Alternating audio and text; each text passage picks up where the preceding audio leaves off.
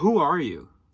Here's the thing about that question. What is going on? It's a funny question because you were just you. And I want to explain what I mean, because the more interesting question is, what are you? When you ask the question, who am I wonder whether when we ask that question, I've asked that question, whether we think our brain sort of goes through the different archetypes. And when we wonder who we are, considers the different archetypes that we see on TV, or the different personalities the different archetypes that we reduce out of the people that we see, and their commonalities. And then we say that persona, that profile, that identity is me. And so for me, what I would do, I always had an answer to the question, and I would say I'm a student. And I would talk about I would use these different nouns that were people titles.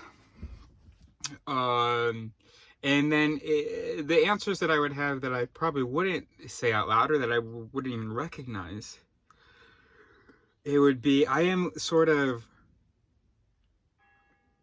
Dr. House, maybe not quite as smart, that Sherlock Holmes, Dr. House kind of thing.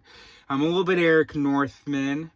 I can be a little bit harsh and maybe scary, a little bit of a leader, but also I'm kind of that nerd. And of course, it can get very confusing as you try to combine these archetypes and these personalities, because they are one-dimensional reductions. And you are a complete mess of qualities, reactions, knowledge, and so on. And you'll never really know all of those things that you are.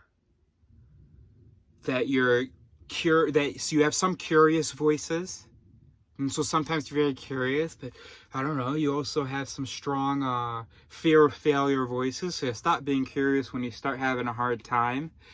You have some real adventurous voices, but you have all these different voices. And so I wonder whether adjectives could be better than noun titles, could be less limiting, describing what you are rather than categorizing or labeling what you are.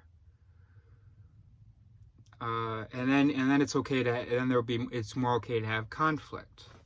I am a student and a teacher, but what I could say is that I'm curious. There's a part of me that likes information. There's a part of me that likes sharing it, whichever way it's going. And then that's probably the most important thing, that you have to talk about the parts. There is no single thing that you are. There's a single thing that you might want to be. You will probably never be only that thing. You are always going to have issues and problems. You're never going to be that perfect archetype, certainly. So anyway, so there you go. So what am I? Instead of who am I, which I do feel like limits my options for answers. Because even if I cheat, if I respond to the question, who am I, and I say, I am a person who, and I give an adjective, or I give a verb, I am a person who likes this. But what about what about the parts? I'm acting like if I'm answering the question, who am I? I'm saying I'm a person who this. That is a defining characteristic of what this person is. But wouldn't it be better to say I'm a person who sometimes this? And if you're going to say I'm a person who sometimes, then just drop the person thing and just say, I am these preferences and those preferences. And I think I might even be some of these preferences. And I know there's a lot of conflict. I know that this is one of my reactions. I know that this is one of my habits. I know that this is one of my patterns. This is one of my tendencies.